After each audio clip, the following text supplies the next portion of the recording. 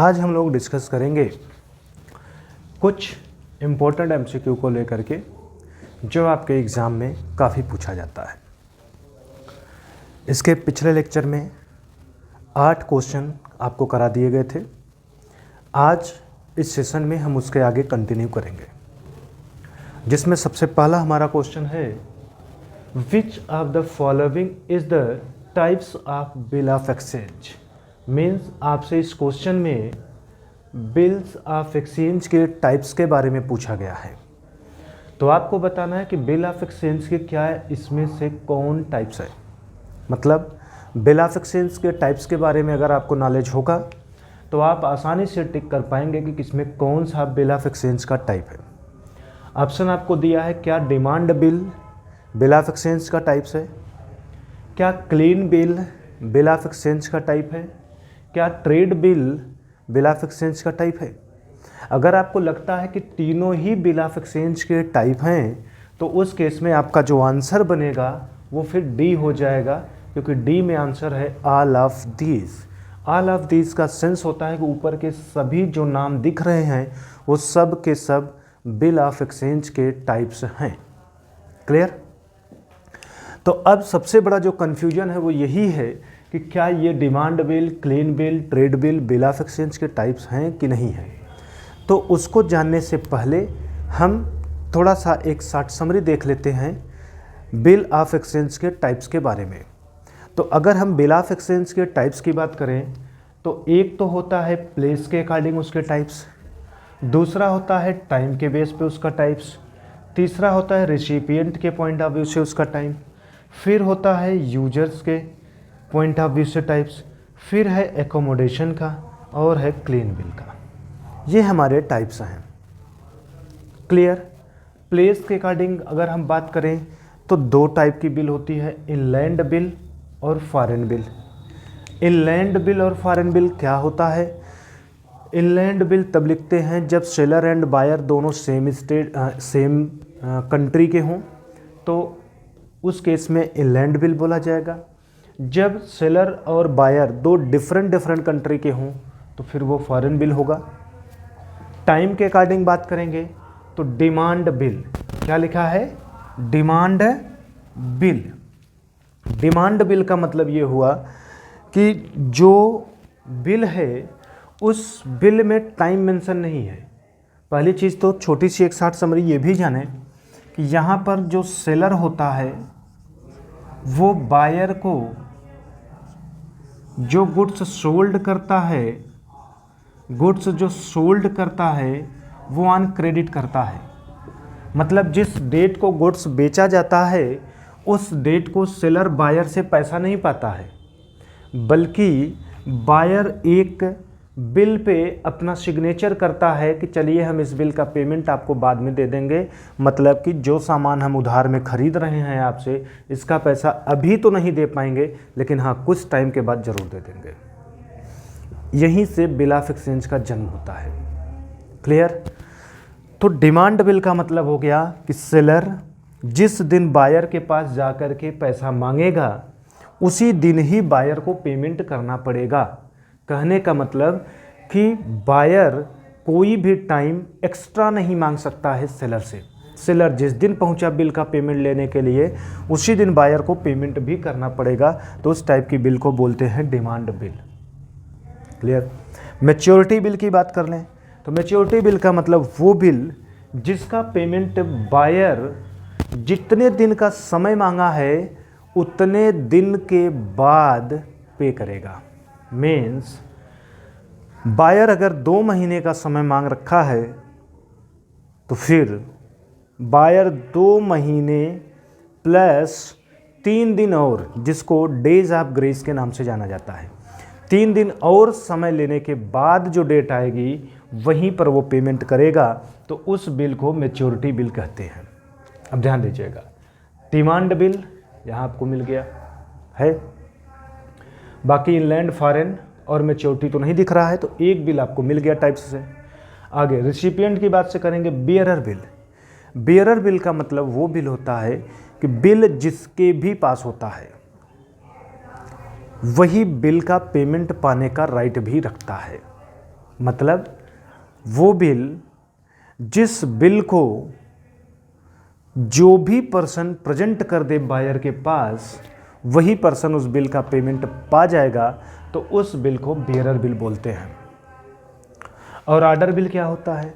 तो order bill वो bill होती है जिसमें सेलर का या तो नाम मेंशन होगा कि इनको पेमेंट बायर करेगा, या फिर सेलर किसी अनदर पर्सन का नाम मेंशन कर देता है कि भैया ड्यू डेट पर बायर उसको पेमेंट कर देगा, तो उसको हम ऑर्डर बिल बोलते हैं। यूजेस के अकॉर्डिंग आएंगे तो ट्रेड बिल आज के डेट में चल रहा है, लोन वगैरह लेने के बिहाफ में ट्रेड बिल बनाया जाता है, तो उसे हम ट्रेड बिल कहते हैं। तो यहाँ से देखेंगे तो एक ऑप्शन और आपको मिल गया, ट्रेड बिल। तो ये दोनों टाइप्स हैं किसके? बिल ऑफ एक्सचेंज के। अगर आप इतने से ही आंसर को चेक करना चाहें तो बेशक कर सकते हैं। जब ए आंसर आपका सही है, बी वाला भी सही है, तो फिर ऑप्शन में ए एंड सी दिखना चाहिए। इन केस नहीं दिख रहा है तो फिर इसका मतलब ये भी टाइप जरूर होगा, और आंसर क्या बन जाएगा? All of these. क्योंकि क्लीन बिल भी बिल ऑफ एक्सचेंज का टाइप्स होता है, एकोमोडेशन बिल भी बिल ऑफ एक्सचेंज का टाइप्स होता है। तो यहाँ पर ये नाम लिख करके पूछा है, हो सकता है आपके टाइम जो क्वेश्चन बन के आए वहाँ पर बोले which of the following is the types of bill of exchange. Demand bill की जगह इनलैंड बिल लिख दे, क्लीन बिल की जगह पर ट्रेड बिल या एकोमोडेशन बिल लिख दे, फिर बियरर बिल लिख दे। मतलब ये तीनों नाम हटा करके इसमें से कोई दूसरा नाम लेकर के आ जाए, तो फिर उस केस में आप कन्फ्यूज होंगे। तो इसलिए क्वेश्चन को नहीं रटना है, बल्कि हमें पूरा कॉन्सेप्ट सीख लेना है। तो बिल के कितने टाइप्स होते हैं वो आपको बता दिए गए, ये आपके बिल के टाइप्स हैं। इसको आप लिखे रहेंगे तो क्वेश्चन चाहे जितना घुमा के पूछा जाए, आंसर देने में आपसे गलती नहीं होगा। तो इस तरीके से क्वेश्चन नंबर 9 का आंसर जो बना वो क्या बना? डी। क्लियर? फिर भी कोई कन्फ्यूजन है तो आप बेशक पूछ सकते हैं कमेंट में, ऐसा कोई दिक्कत नहीं है। नेक्स्ट क्वेश्चन हमारा है 10th क्वेश्चन को मैं रीड करके समझाता हूं और 5 सेकंड का समय लीजिए, आंसर बताने का प्रयास आप कमेंट में करिए क्या सही है। बोला है which statement is true for capital expenditure. Means ये जो स्टेटमेंट दिए गए हैं इसमें से कौन सा स्टेटमेंट सही है कैपिटल एक्सपेंडिचर के पॉइंट ऑफ व्यू से। कहने का सेंस अब ये हुआ कि ये जो 4 पॉइंट लिखे हुए हैं, इस 4 पॉइंट में से आपको बताना है कि कौन सा कैपिटल एक्सपेंडिचर का पॉइंट है, ऐसे समझिएगा, है ना। तो which statement is true for capital expenditure का सेंस यही हुआ कि नीचे 4 ऑप्शन दिए गए हैं, उन 4 ऑप्शन में से आपको बताना है कि कौन सा ऑप्शन कैपिटल एक्सपेंडिचर से रिलेट करता है।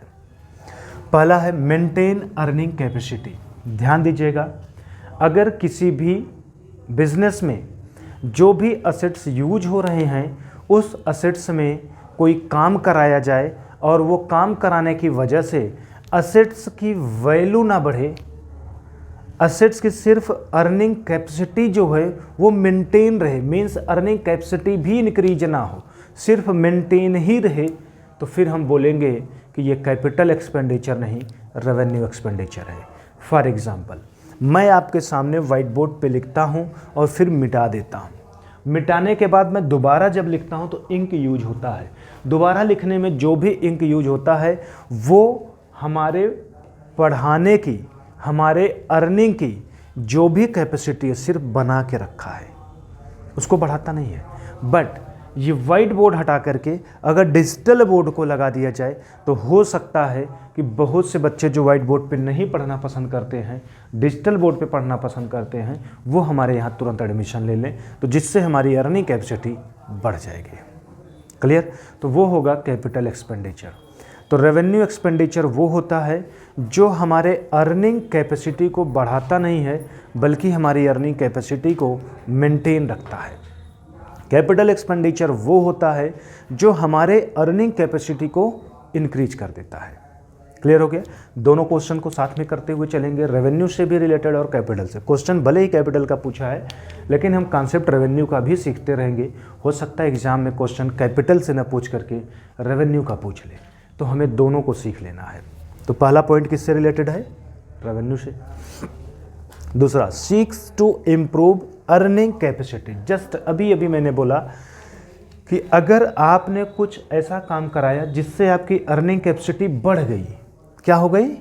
बढ़ गई। अर्निंग कैपेसिटी इम्प्रूव हो जाए, अर्निंग कैपेसिटी इम्प्रूव हो जाए तो वो किसका एग्जाम्पल बनेगा?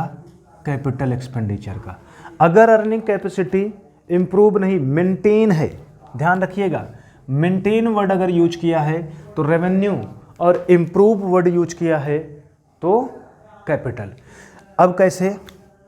आज एग्ज़ाम के टाइम में कम समय में जल्दी आंसर दे पाएंगे, तो आपको बस इतना ध्यान रखना है, कैपिटल एक्सपेंडिचर या रेवेन्यू के बारे में पूछे तो तुरंत ऑप्शन में आप देखिए, कैपिटल का पूछा है तो क्या किसी ऑप्शन में इम्प्रूव वर्ड दिख रहा है?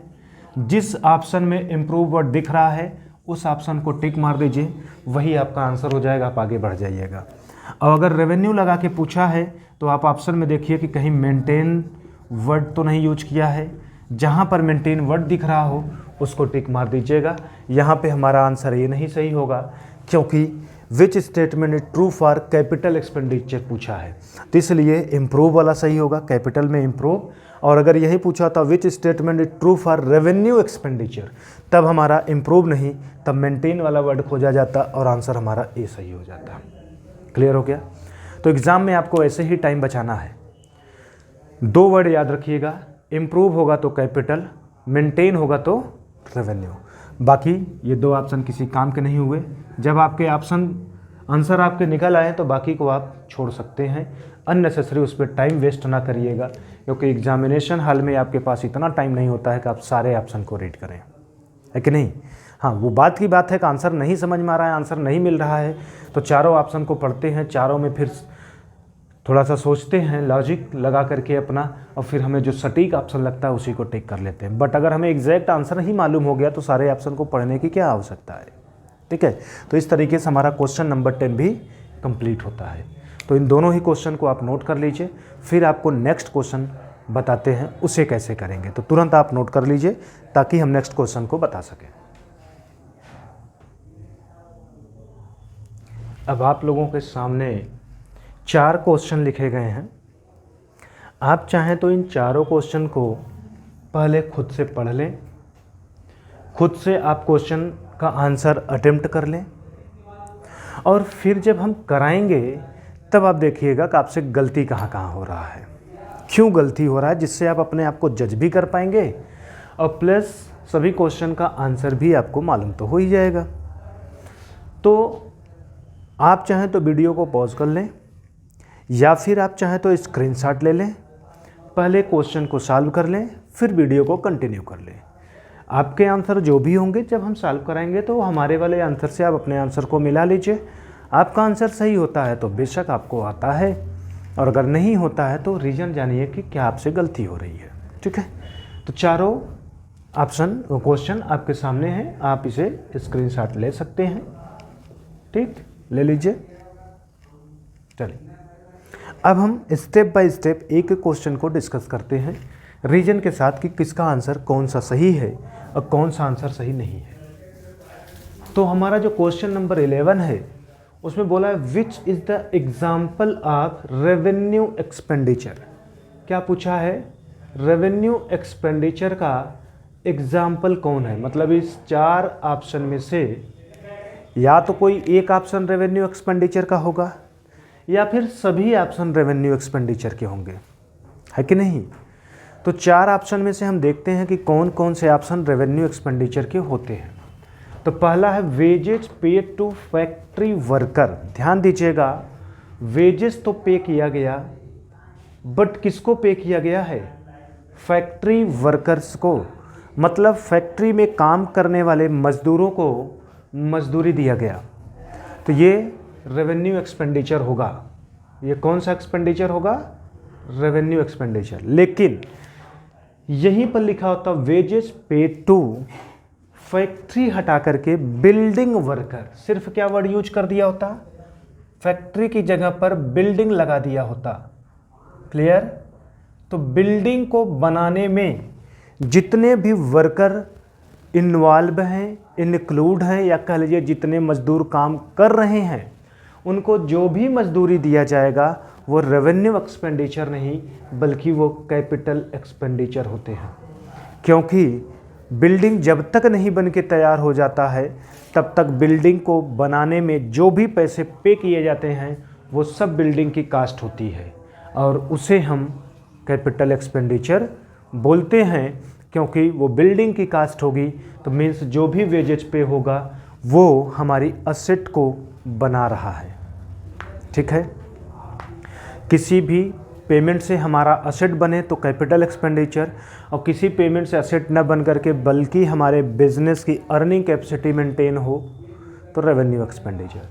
तो यहाँ पर वेजेस पे हुआ है बिल्डिंग के लिए नहीं, फैक्ट्री के वर्कर के लिए। फैक्ट्री वर्कर के लिए रेवेन्यू एक्सपेंडिचर, अगर बिल्डिंग बोला होता तो कैपिटल एक्सपेंडिचर। ये बात समझ में आ गया। तो अभी हम फिलहाल इसको हटा देते हैं क्योंकि आपके क्वेश्चन का ये पार्ट तो है नहीं, लेकिन आप लिख लीजिएगा, मैं तो लिखा ही था, आप लिख लीजिएगा वीडियो को रोक करके, है ना।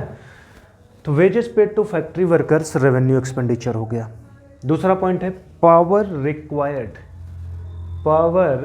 रिक्वायर्ड टू रन मशीन और मोटर। फैक्ट्री में जो भी मशीनें लगी हैं, जो भी मोटर लगे हुए हैं, उनको चलाने के लिए पावर की ज़रूरत होती है।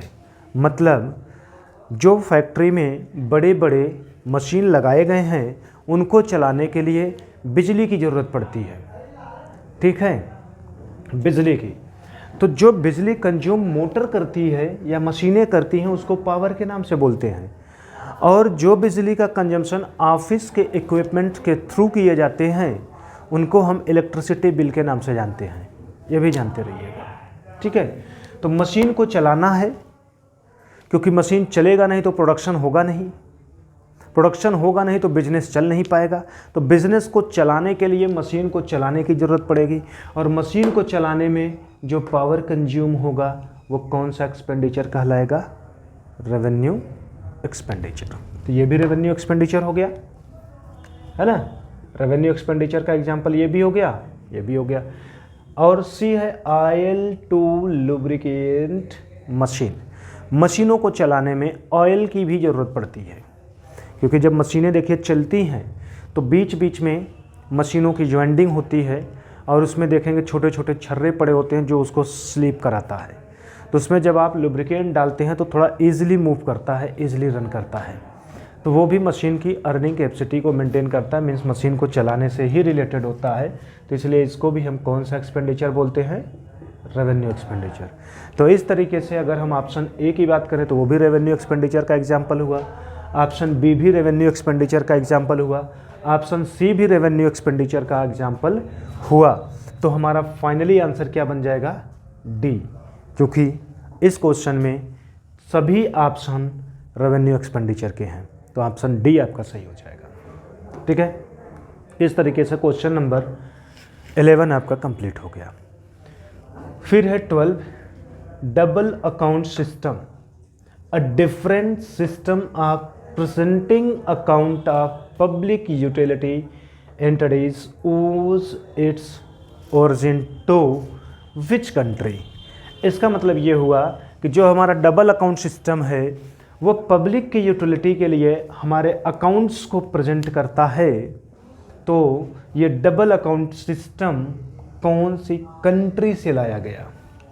कौन से कंट्री से लाया गया? तो 4 ऑप्शन दिख रहे हैं जिसमें से आपका ऑप्शन सही है इंग्लैंड।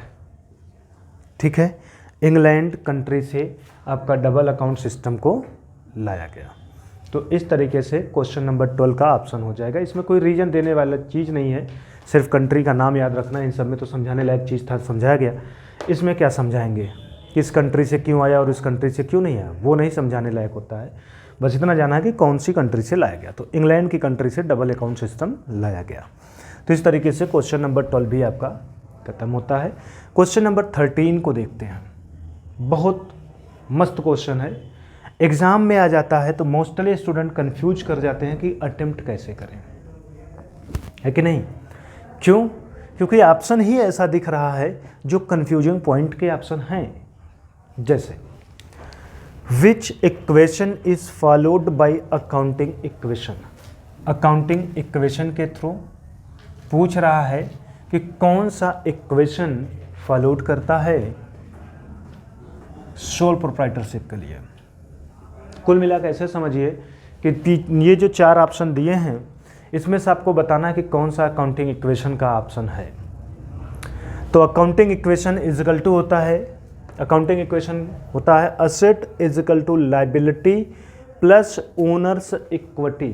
ध्यान दीजिएगा, ऑप्शन नंबर फर्स्ट और ऑप्शन नंबर सेकंड, इन्हीं दोनों में एग्ज़ाम के पीरियड में स्टूडेंट को कन्फ्यूजन होता है। क्यों कन्फ्यूजन होता है? उसका रीज़न है कि पहले में दिया है asset is equal to liability plus लगा करके क्या लिख दिया? Owners equity. क्या लिख दिया? Owners equity. तो स्टूडेंट यही कंफ्यूज हो जाते हैं कि ओनर्स इक्विटी का मतलब क्या है। ठीक है, तो ओनर्स इक्विटी का मतलब होता है मालिक का पैसा। जो मालिक का पैसा होता है उसी को ओनर्स इक्विटी बोलते हैं। ठीक, तो ऑप्शन नंबर ए हमारा सही है, क्योंकि asset equal to liability plus owner equity होता है। दूसरा, asset equal to liability plus capital, मालिक का जो भी पैसा होता है बिजनेस में उसे कैपिटल के नाम से जाना जाता है। तो चाहे हम ओनर्स इक्विटी लिखें और चाहे कैपिटल लिखें, बात एक ही होता है। ऑप्शन नंबर ए का भी जो कहना है वही कहना ऑप्शन नंबर बी का भी है, बस यहाँ पर ओनर इक्विटी लिखा गया और यहाँ पर कैपिटल लिखा गया। तो अकाउंटिंग इक्वेशन हमारा पहला भी है और अकाउंटिंग इक्वेशन दूसरा भी है। तो पहला भी सही है और दूसरा भी सही है। और ऑप्शन नंबर सी में दिख रहा है बोथ ए एंड बी, तो इसका मतलब हमारा सी आंसर सही है, क्योंकि पहला भी सही है दूसरा भी सही है। तो ऑप्शन सी में ए एंड बी दोनों दिख रहा है, तो ये सही हो जाएगा। लास्ट ऑप्शन नहीं होगा, क्योंकि asset equal to liability minus share holder fund नहीं होता है, लाइबिलिटी में शेयर होल्डर फंड जोड़ा जाता है। ठीक है, अभी इसके ऊपर और डिटेल थोड़ा सा करके समझा देते हैं, बगल से देख लीजिएगा, उसका थोड़ा सा और डिटेल एक्सप्लेनेशन कर देते हैं। आप सभी लोग अगर फाइनल अकाउंट पढ़े होंगे, कौन सा चैप्टर बोले हैं? Final account. तो फाइनल अकाउंट में बैलेंस शीट पढ़े होंगे, है कि नहीं? बैलेंस शीट, जब आप बैलेंस शीट पढ़े होंगे तो वहाँ पर इस तरीके से कुछ फॉर्मेट मिला होगा, ऐसे, यहाँ अमाउंट, यहाँ असेट्स, यहाँ अमाउंट और यहाँ लाइबिलिटी। ठीक है, इस साइड का जितना टोटल आता है उतना ही टोटल इस साइड का भी आता है, तो आपकी बैलेंस शीट सही मानी जाती है। मतलब अगर 1 लाख इधर का टोटल है तो 1 लाख ही इस साइड का भी टोटल होना चाहिए। ठीक है, तो ये जो टोटल है ये लाइबिलिटी एरिया का होता है। तो जब हम लाइबिलिटी की बात करेंगे तो लाइबिलिटी 2 टाइप की होती है। लाइबिलिटी कितने टाइप की होती है? 2। कौन कौन सी? तो एक होती है एक्सटर्नल लाइबिलिटी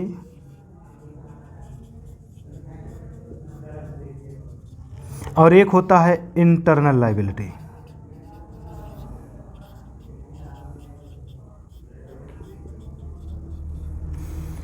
इंटरनल और एक्सटर्नल लाइबिलिटी को जब हम जोड़ देते हैं तो जो आता है यही बोला जाता है टोटल लाइबिलिटी। ठीक है, तो total liability is equal to total asset होता है।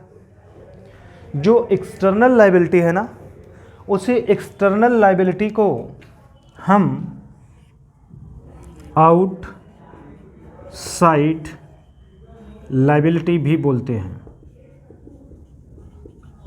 आउटसाइड लाइबिलिटी का मतलब वो लाइबिलिटी जो बिजनेस के बाहरी लोगों का है, मतलब वो लाइबिलिटी जो बिजनेस को पे तो करना है बट बिजनेस के बाहर के लोगों को, बिजनेस के बाहर के लोगों को।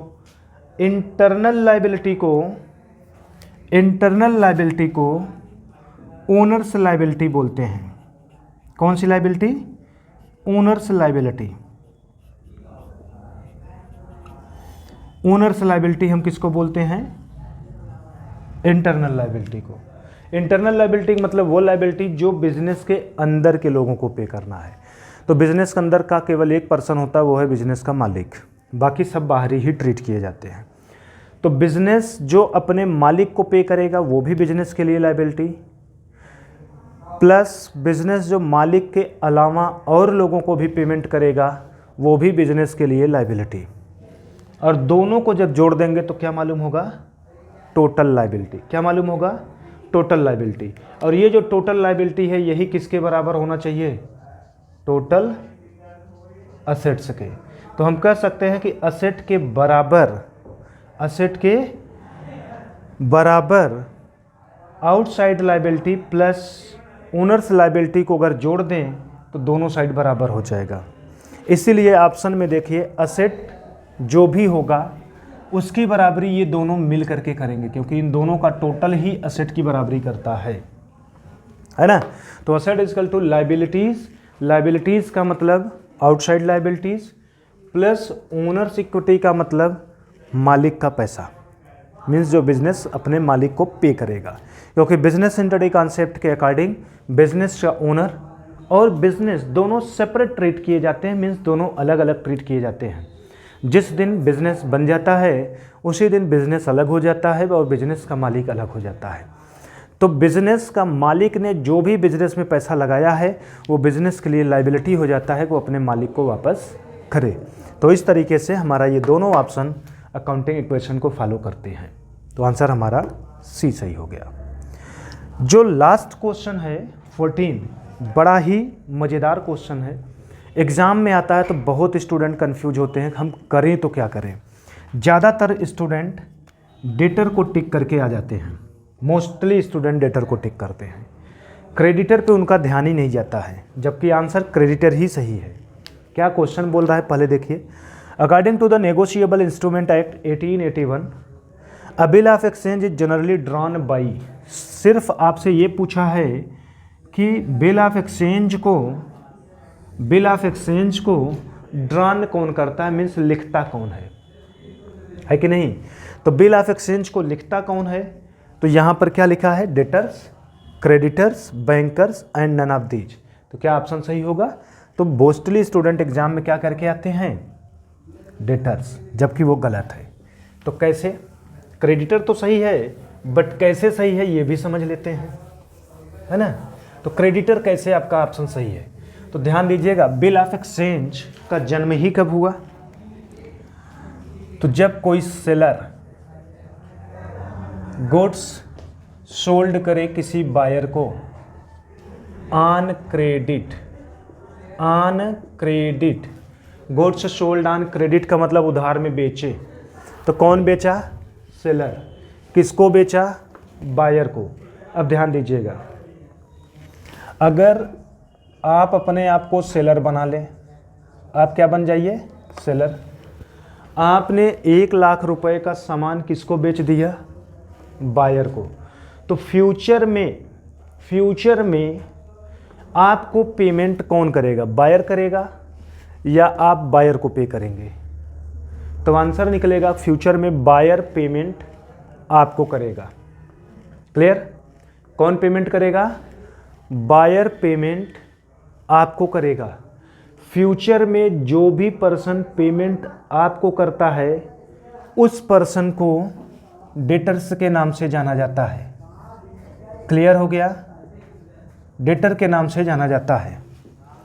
फ्यूचर में आपको जो पेमेंट करेगा उसको किस नाम से जानेंगे? डेटर्स के। तो यहाँ पर बायर को अगर आपने मीन्स सेलर ने अगर 1 लाख रुपए का सामान उधार में बायर को बेचा तो बायर कौन हो गया? डेटर्स। और आपको पता है कि जब कोई सामान उधार में बेचा जाता है और बायर बिल की बात करता है तो बिल को लिखता कौन है? सेलर। सेलर बिल को लिखता है ड्रॉन बाई सेलर और acceptance by buyer. Buyer acceptance देता है और बिल को लिखता कौन है? सेलर। अगर सेलर लिखता है तो फिर ये क्या करता है? एक्सेप्ट करता है। ध्यान दीजिए, सेलर को हो जैसे बायर को आपने किस नाम से जाने? डेटर्स। क्यों आप डेटर्स के नाम से जाने? क्योंकि आपको पेमेंट फ्यूचर में कौन करेगा? बायर। तो जो फ्यूचर में पेमेंट आपको करेगा उसको आप डेटर्स के नाम से जानते हैं, तो बायर को क्या बना दिए? डेटर्स। अब सेलर्स को क्या बनाए? तो ध्यान से समझिएगा। अब आप अपने आप को यहाँ से उठा करके इस साइड में लेकर आ जाइए, मीन्स आप बन जाइए बायर। सोचिए, अगर आप बायर हैं, आपने सेलर से 1 लाख रुपए का सामान उधार में खरीदा है, तो आप फ्यूचर में सेलर को पैसा देंगे या सेलर से पैसा लेंगे? तो आंसर निकल के आएगा कि बायर फ्यूचर में पेमेंट किसको देगा? सेलर को। तो बायर के पॉइंट ऑफ व्यू से सेलर क्या बनेगा? तो आंसर होगा क्रेडिटर्स। क्या बनेगा? क्रेडिटर। बायर जिसको भी पेमेंट फ्यूचर में करेगा उसको क्रेडिटर के नाम से जाना जाता है। तो ये सेलर को हम किस नाम से बोलेंगे? क्रेडिटर के नाम से बोलेंगे। किस नाम से? क्रेडिटर। ध्यान दीजिएगा, आप जिसको भी फ्यूचर में पेमेंट करेंगे वो क्रेडिटर कहलाता है, और आप जिससे पेमेंट फ्यूचर में रिसीव करेंगे वो डेटर्स कहलाता है। फिर से समझिए, सेलर ने 1 लाख रुपीज़ का गुड्स बायर को उधार में बेचा, तो आप बन जाइए सेलर। आप सेलर हैं। अगर आप सेलर हैं तो सोचिए, आप बायर को बेचे हैं, तो फ्यूचर में 1 लाख रुपया बायर आपको देगा कि नहीं देगा? बिल्कुल देगा। तो बायर का क्या बन गया? डेटर, क्योंकि फ्यूचर में आपको 1 लाख रुपया बायर से लेना है, तो वो आपका असेट है, वो डेटर बन गया। अब सेलर को क्या बनाया जाए? तो फिर सेलर को बनाने के लिए आप बायर के पॉइंट ऑफ व्यू से देखेंगे। जैसे बायर को क्या बनाना है तो सेलर के पॉइंट ऑफ व्यू से देखा गया। अब सेलर को क्या बनाना है तो बायर के पॉइंट ऑफ व्यू से देखिए। तो 1 लाख रुपए का जो उधार में बायर ने खरीदा है, वो 1 लाख रुपए का पेमेंट बायर फ्यूचर में पे करेगा किसको? सेलर को। तो अगर बायर फ्यूचर में सेलर को पे करेगा तो फिर सेलर क्या हो जाएगा? क्रेडिटर, है कि नहीं? ठीक, चलिए। अब यहां पर हमने कहा कि बिल को कौन लिखेगा, तो यहां से आसानी से आप समझ गए, सेलर। उसी को क्या बनाया गया? क्रेडिटर्स। उसी को क्या बनाया गया? क्रेडिटर्स। तो ऑप्शन में कहीं सेलर और बायर नहीं दिख रहा था। अगर ऑप्शन में सेलर और बायर दिख रहा होता तो एकदम आसान था क्वेश्चन, तब तो आप बड़े आराम से टिक कर देते, सेलर बिल को लिखेगा। लेकिन ऑप्शन में सेलर को हटा के डेटर्स, क्रेडिटर्स ये सब लिख दिया, तो थोड़ा सा क्वेश्चन घुमा दिया। तो ऐसे केस में आपको जानना होगा सेलर को क्रेडिटर बोलते हैं और बायर को डेटर्स। तो बिल को लिखेगा कौन? क्रेडिटर्स। तो इस तरीके से आंसर आपका क्या बन गया? Creditor, mean option number B. Clear हो गया? तो जो भी आपने चारों क्वेश्चन को अपने आप से किया था, आपका जो भी आंसर आया होगा उस आंसर को इस आंसर से मिला लीजिए। अगर आपके नेक्स्ट क्वेश्चन है 15 एंड 16, जो कि आज का लास्ट क्वेश्चन भी हैं। इसी के साथ अपने सेशन को यहीं पे करेंगे एंड। फिर नेक्स्ट सेशन में आपसे कंटिन्यू करेंगे कुछ क्वेश्चन को लेकर के। तो चलिए हम 15 और 16 क्वेश्चन को देख लेते हैं क्या बोला है। तो पहला 15 क्वेश्चन जो है वो क्या है? What is accrual principle? Accrual principle क्या है? और 16 में पूछा है what is revenue recognize principle. तो हम कह सकते हैं कि ये हमारे अकाउंटिंग कॉन्सेप्ट से दोनों क्वेश्चन लिए गए हैं।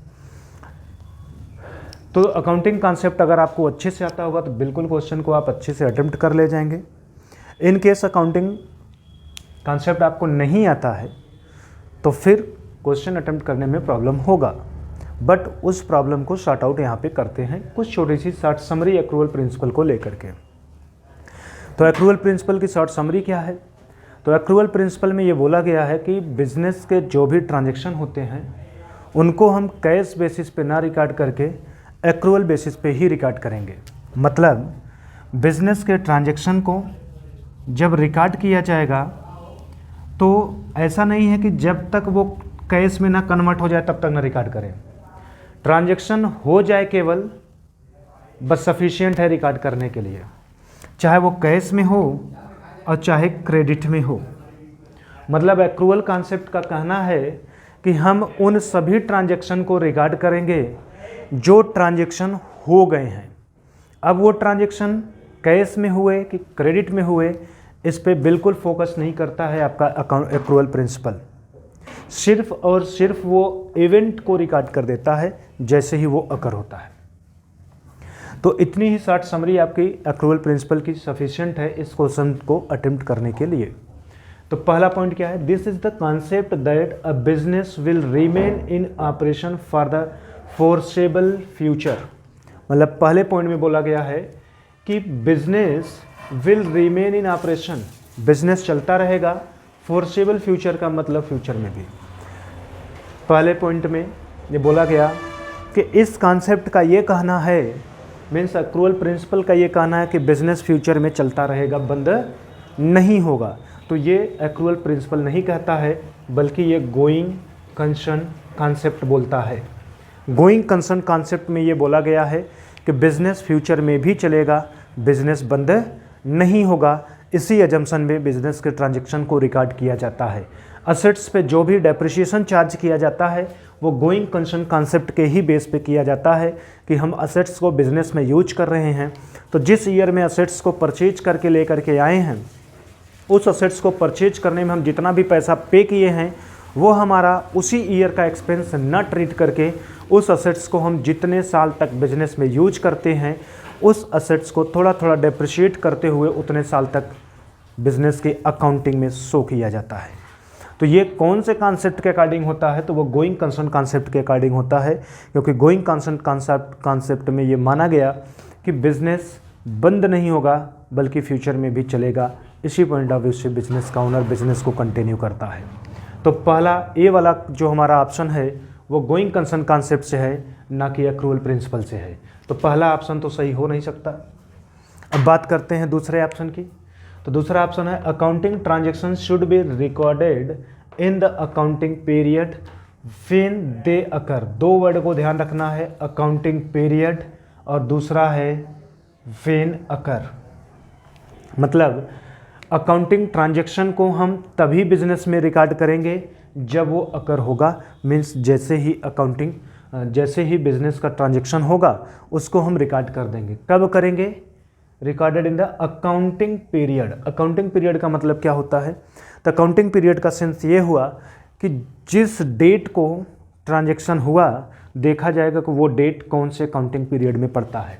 जैसे अगर 1 अगस्त को ट्रांजैक्शन होता है तो उसको हम 1 अगस्त 2020 को अगर होता है तो उसे हम 1 अप्रैल 2020 टू 31 मार्च 2021 वाले अकाउंटिंग पीरियड में रिकॉर्ड करेंगे, ना कि किसी दूसरे अकाउंटिंग पीरियड में।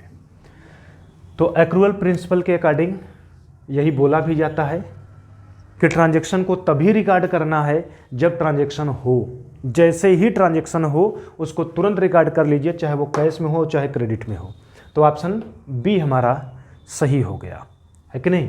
अभी सी और डी भी दिया है, इसको भी देख लेते हैं। डी में नन ऑफ दिस दिया है तो ये तो हो ही नहीं सकता। सी की एक बार देख लेते हैं, लेकिन ध्यान दीजिएगा जब ए कट गया, डी कट गया, बी आपका सही हो गया, तो सी इतना बड़ा स्टेटमेंट है तो उसको आंख बंद करके काट दिया करिए बोर्ड एग्जाम के ड्यूरेशन में। क्योंकि अगर किसी क्वेश्चन के 2 ऑप्शन सही होते हैं, 2 ऑप्शन, तो ध्यान दीजिएगा ए सही है बी सही है, तो तीसरा जो ऑप्शन सी बनेगा उसमें 100% बोलेगा बोथ ए एंड बी। मतलब जब किसी क्वेश्चन का 2 ऑप्शन सही होगा तो उसमें बोथ का ऑप्शन जरूर लगा होगा, ए एंड बी। क्लियर है? अगर इस क्वेश्चन में बोथ दिया ही नहीं है तो इसका मतलब बी सही है, तो फिर सी का सही होने का कोई चांस बन ही नहीं सकता, तो वो कट जाएगा। तो आंसर हमारा क्या हो जाएगा? बी।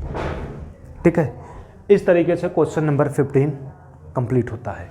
लास्ट क्वेश्चन आज के सेशन का, क्वेश्चन नंबर 16, ये रेवेन्यू रिकॉग्निशन पीरियड से लिया गया है। तो सबसे पहले हम रेवेन्यू रिकॉग्निशन प्रिंसिपल का थोड़ी सी शॉर्ट समरी देख लेते हैं। तो रेवेन्यू रिकॉग्निशन प्रिंसिपल बोलता है कि बिजनेस में उन्हीं ट्रांजैक्शन को रिकॉर्ड करेंगे जो रेवेन्यू नेचर के हों, पहली बात। दूसरी बात, वो जिस ईयर से रिलेट करता हो उसी ईयर में वो रेवेन्यू के रूप में रिकॉग्नाइज किया जाएगा, मीन्स रिकॉर्ड किया जाएगा। ये एक शॉर्ट समरी थी रेवेन्यू रिकॉग्निशन प्रिंसिपल का। कौन सा ऑप्शन सही है तो उसको देख लेते हैं। पहला है this is the concept that a business should report the result of its operation over a standard period of time. एक स्टैंडर्ड पीरियड ऑफ टाइम के बाद बिजनेस को चलाने से जो भी रिजल्ट निकलता है उसको शो करता है रेवेन्यू रिकॉग्नाइज प्रिंसिपल। ये तो पूरी तरह से गलत है, क्योंकि ये डिस्क्लोजर फुल डिस्क्लोजर में बोला जाता है।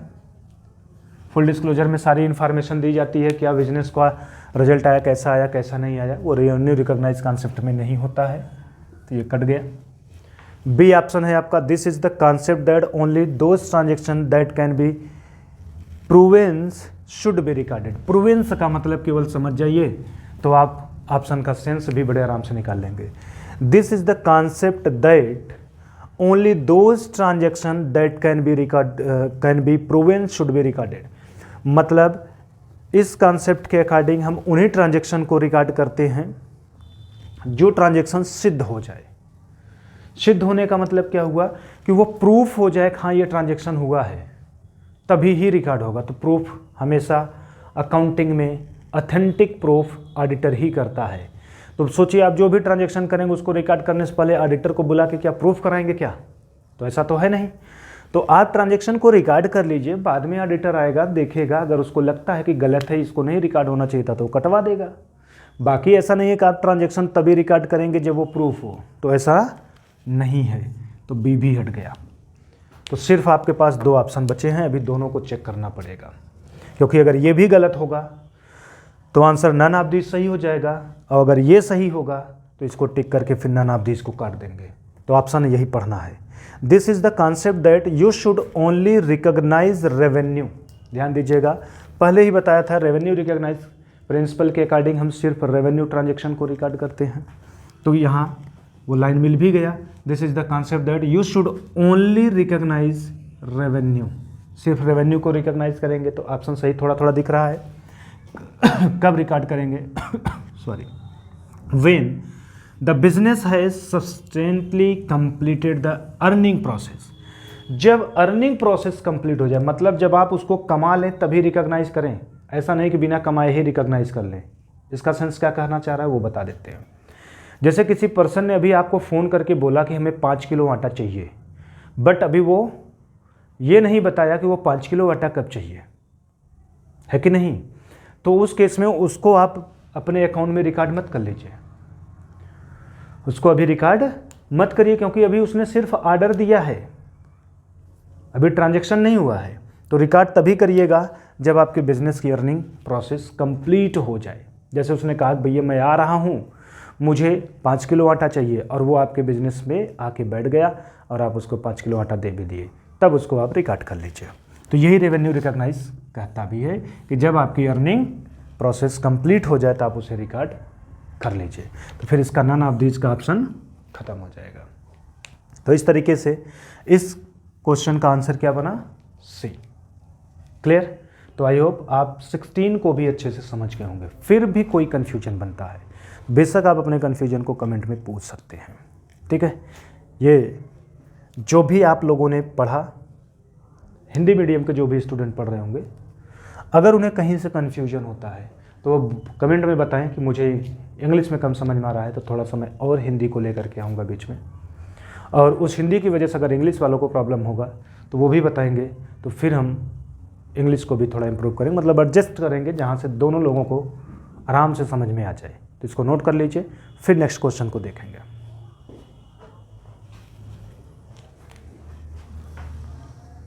इसके साथ ही हमारा ये सेशन ख़त्म होता है, लेकिन उससे पहले आपसे एक रिक्वेस्ट है, यदि आप हमारे चैनल पर नए हैं, अभी तक चैनल को नहीं सब्सक्राइब करे हैं, तो प्लीज़ चैनल को ज़रूर सब्सक्राइब कर लें। सब्सक्राइब करने के साथ साथ बेल आइकन का बटन जो है उसे प्रेस कर लीजिएगा, जिससे हम जो भी वीडियो अपलोड करेंगे उसका नोटिफिकेशन आपको मिल जाएगा, तो आपकी कोई क्लास नहीं छूटेगी। ठीक है। हमारे बहुत से ऐसे स्टूडेंट हैं जो चैनल पे वीडियो देख रहे हैं। जब मैं वीडियो का डिटेल देखता हूँ तो वहाँ 40-50% ऐसे व्यूवर हैं जो चैनल नहीं सब्सक्राइब किए हैं, फिर भी वीडियो उन्होंने देखा है। मैं स्पेशली हम्बल रिक्वेस्ट उनसे करता हूँ कि अगर आप उसी में से हैं तो प्लीज़ ज़रूर चैनल को सब्सक्राइब करिएगा, क्योंकि जब आप चैनल सब्सक्राइब करते हैं तो आप हमारे फैमिली के मेंबर होते हैं, और जहाँ से हमारा कॉन्फिडेंस बढ़ता है कि हमें पसंद करने वाले लोगों की संख्या ज़्यादा है, तो हम आप लोगों के लिए ज़्यादा से ज़्यादा कंटेंट लेकर के आते हैं। तो इसी होप के साथ, इसी आशा के साथ लेते हैं आप लोगों से विदा। मिलते हैं नेक्स्ट सेशन में, तब तक आप लोगों को बहुत बहुत धन्यवाद।